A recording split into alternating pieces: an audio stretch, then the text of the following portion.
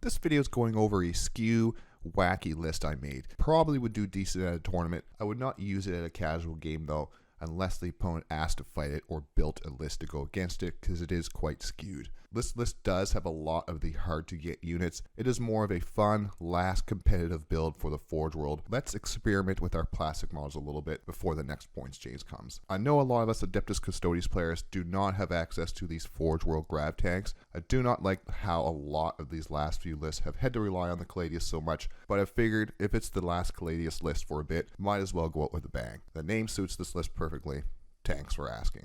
Now let's go over the actual Talons of the Emperor list. I'm naming this one Tanks for Asking. Warlord will be a Blade Champion with Aegis Projector, paired up with 4 Custodian Wardens, all with Spears and 1 Vexilla.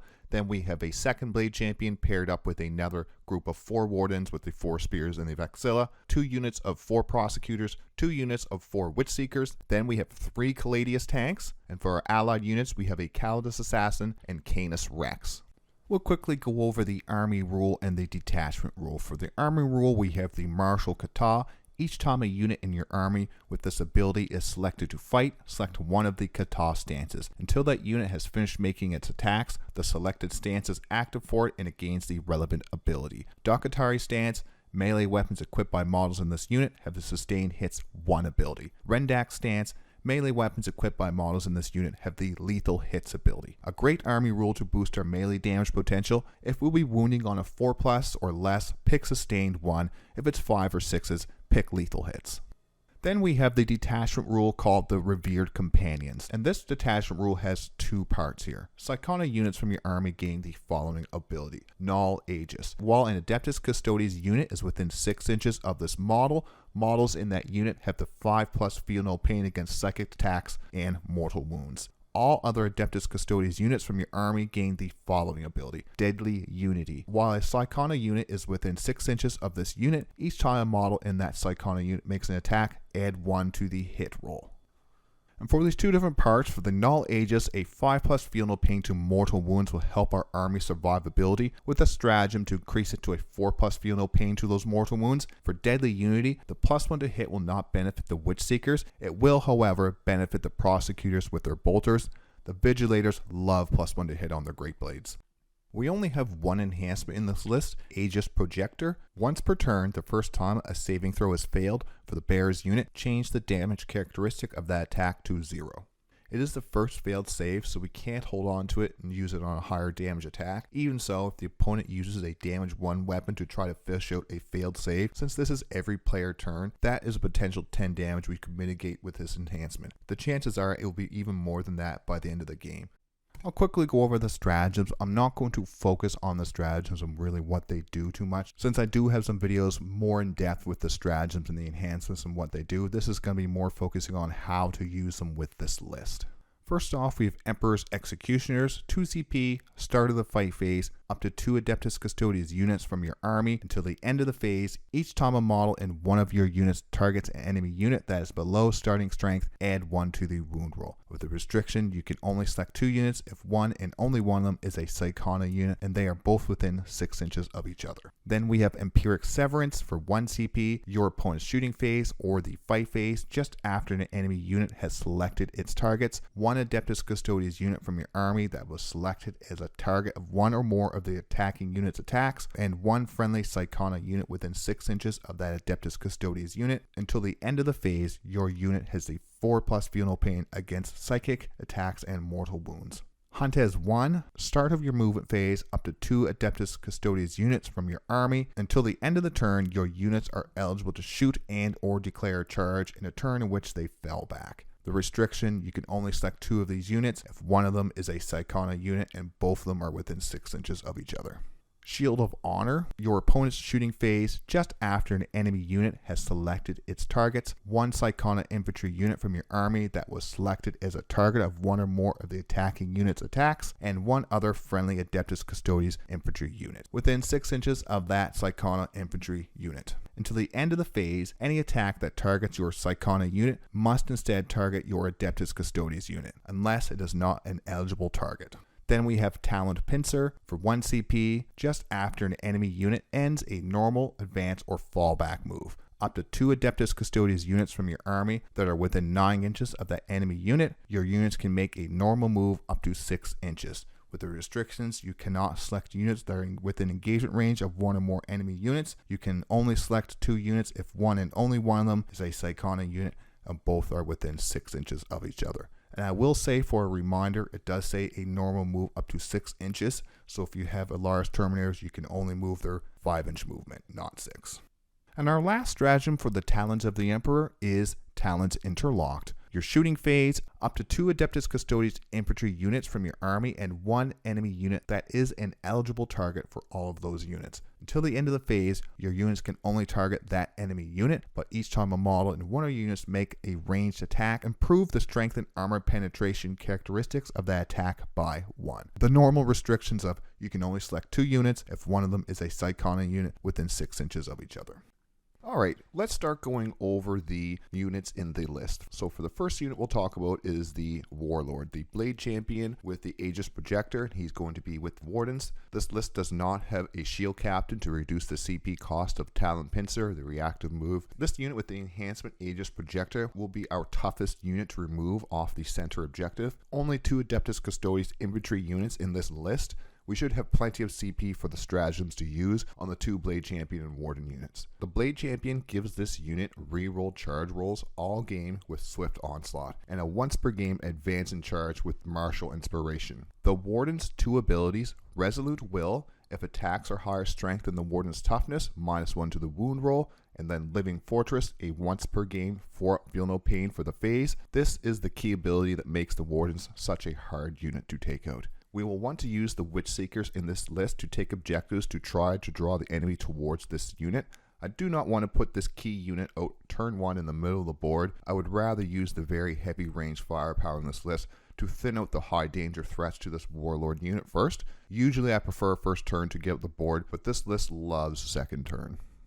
Emperor's Executioners for 2 CP will help boost the melee output of this unit. We will need the +1 to wound to be able to punch up into enemy units toughness 8 or higher. Guardian Spears are strength 7. With the +1 to wound, it will give us 4s to wound on Land Raiders or other T12 units. Talon Pincer for 1 CP will be the most important stratagem to keep this unit alive. Moving near terrain or other smart places where we have some 6-inch reactive movement options already planned, this list has a small number of units. Take your time when considering where to move this unit and the other Blade Champion unit. There's no rush. We only have a few units in our entire army to move. I want to do everything in my power to avoid using the Wardens once per game for Feel No Pain on ranged attacks. I want the enemy to have to come to me to take the center objective, charge the Wardens, and then use the Feel No Pain ability. If the enemy unit survives the Blade Champion's Wardens fight phase, I will use the Hunt as 1 for 1 CP, fall back, shoot, and then charge back in to get fights first and hopefully the objective back.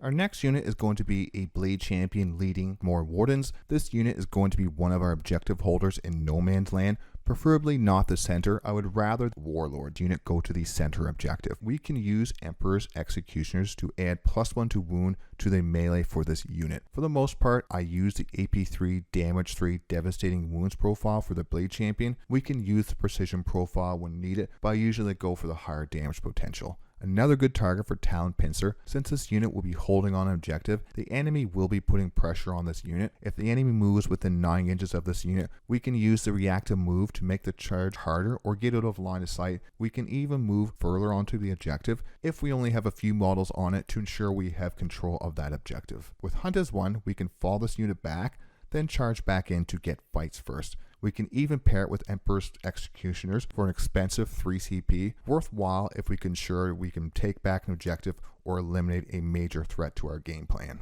The Wardens are able to use a once per game for Feel No Pain, and this can be a difficult decision to make when to use this ability. If we are facing a huge amount of potential damage, we should obviously use it that phase. I myself usually try to do a rough estimate of how many units have line of sight in the range phase, then how many units can charge this unit as well. If I stand to lose a few models in the shooting but my whole unit from the charge, I take my chances with the range attacks and I use that for Feel No Pain in the combat phase instead. We will have 2 units of Warden Wardens in this list, we never want to use this ability with both units in the same phase or the same turn if we can help it. This was just some quick pointers, but I will go through how and when to use this in more detail in the upcoming Wardens deep dive. Paired with all the benefits of Talons of the Emperor, this will be a hard to kill yet dangerous unit with the Blade Champion attached. Next we have the Codex Assassin. This is our best unit for scoring secondary points. Pariah Nexus has a lot of the complete at the end of the opponent's next turn to complete. A lone op model with the ability to redeploy every battle round is very helpful for this list. We can also use her to negate enemy stratagems or drain CP by dropping her within 12 inches of a target, causing all stratagems used within 12 inches of the Codex Assassin to cost an extra CP. It can be very powerful when the enemy has 1 CP. Even at 0 CP, we can use her to stop any stratagems that could be reduced to stratagem cost of 0, so like Rites of Battle. If someone wants to use a Space Marine Captain's Rites of Battle, you drop her within there and it'll add 1 CP to the cost. Even with Rites of Battle, they still will not be able to use the stratagem. She can be a very important unit to our secondary scoring. We do not want to get her killed early on in the game.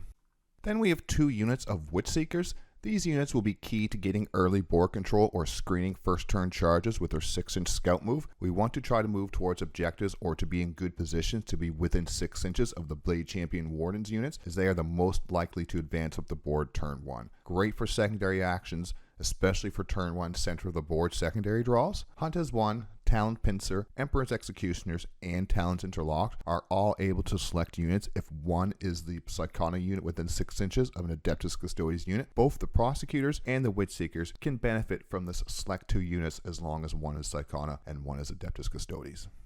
On to our 2 units of Prosecutors. One of these units will be used to stand on the home objective. With the 3 Codex grab tanks, we should have plenty of backline screening for the first few turns at least. If the enemy does have potent indirect, we can use one of the grab tanks to hold the home objective and still get shots with their large profile. The other Prosecutor unit will be used for secondary actions, as well as trying to be within 6 inches of one of our Blade Champion Warden units to give the Null Aegis Detachment ability, which is that 5-up Feel No Pain to mortals and psychic wounds. We can also keep this unit near our Caladius tanks when we start to move up the board, protecting them from their main weakness, mortal wounds. Being within 6 inches of an Adeptus Custodes unit, excluding Psychona units, will give them access to Shield of Honor, causing the enemy to divert their attacks from the Prosecutors to that Adeptus Custodes unit, so you can get them to shoot into your Wardens instead, or maybe the tanks.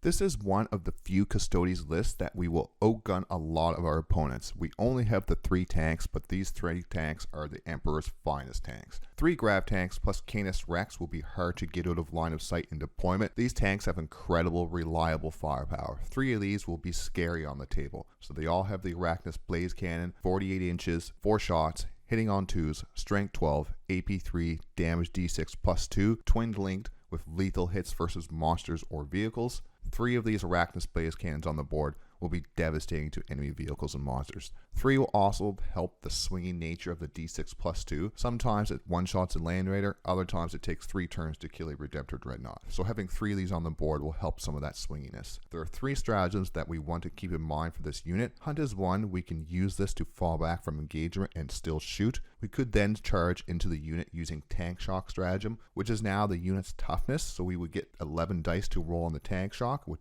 used to be on the strengths, which used to be only 6 dice, much better. Then we have Talon Pincer. We can use this stratagem to make charge rolls harder or to get out of line of sight. We can also use it to move onto the home objective if it gets threatened. With an OC of 4, it could help the Prosecutors hold on to that home objective. Other than that, a stratagem better used on the Warden's unit in keeping them alive. Then we have Empiric Severance. This stratagem can be used to mitigate the mortal wounds that are perfect for killing vehicles, bypassing the usual toughness and high save. The deployment will be different depending on the battlefield and the opponent. Ideally, I'd love to have my entire army out of line of sight turn 1. With all these big vehicles, it will be much harder. We can put a tank or even Canis Rex into strategic reserves. Canis Rex for a game plan won't be coming out to play until at least turn 2. If we can't hide him on the board, we may want to hide him in reserves. I would prefer all of the Caladius on the board, but not at the cost of losing a tank for nothing. One would be worth it to draw a really important unit out of cover for the remaining 2 tanks to shoot, but still I would rather not lose one of these tanks turn 1. With 3 on the board, if we go second, these Caladius grav tanks can dish out some crippling firepower into any enemy unit that has moved up the board and was not able to get out of line of sight from these grav tanks. It does rely on the d6 plus 2 damage roll, but if we roll hot, we can tear huge chunks over the opponent's army. They can be game-changing firepower.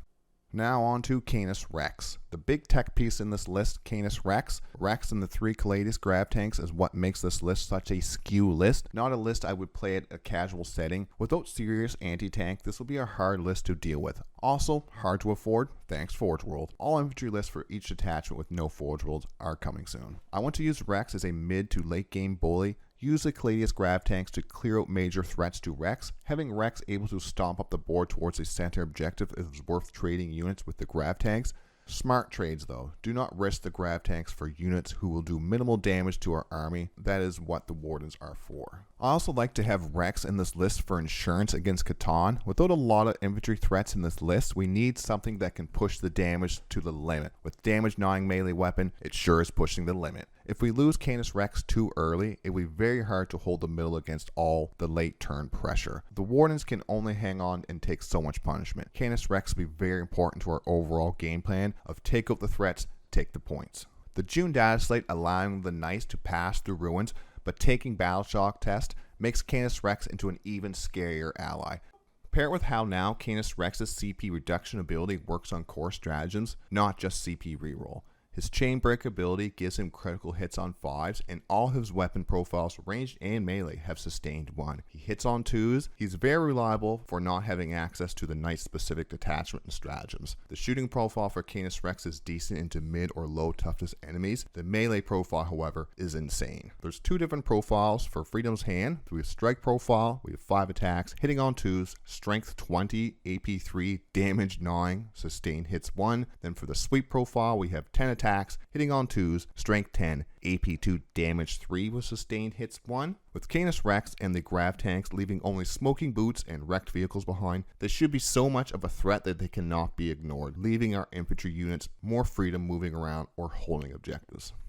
For some final thoughts for this list, I would like to try this list on the channel sometime. Give my opponent time to build a proper list to fight it. It will either be very hard to deal with or junk. I think it will be the first option though. I think it will be a hard to deal with list. The tanks can be used to weaken and destroy infantry units once any anti-tank has been dealt with. If we get lucky to have 3 of these and Rex shooting almost every shooting phase, it would be devastating to any types of units in the enemy army. It is still a skew list. It would be hard to deal with on certain maps and missions with lots of big cover for tanks and knight. This will be the last list overview with the Caladius or Venator for a few weeks at least. I think we all know how good these 2 units are. Let's find some plastic Codex only lists that can rival some of these grav tank lists. And I hope you enjoyed the video. Thanks for watching. Thanks for stopping by.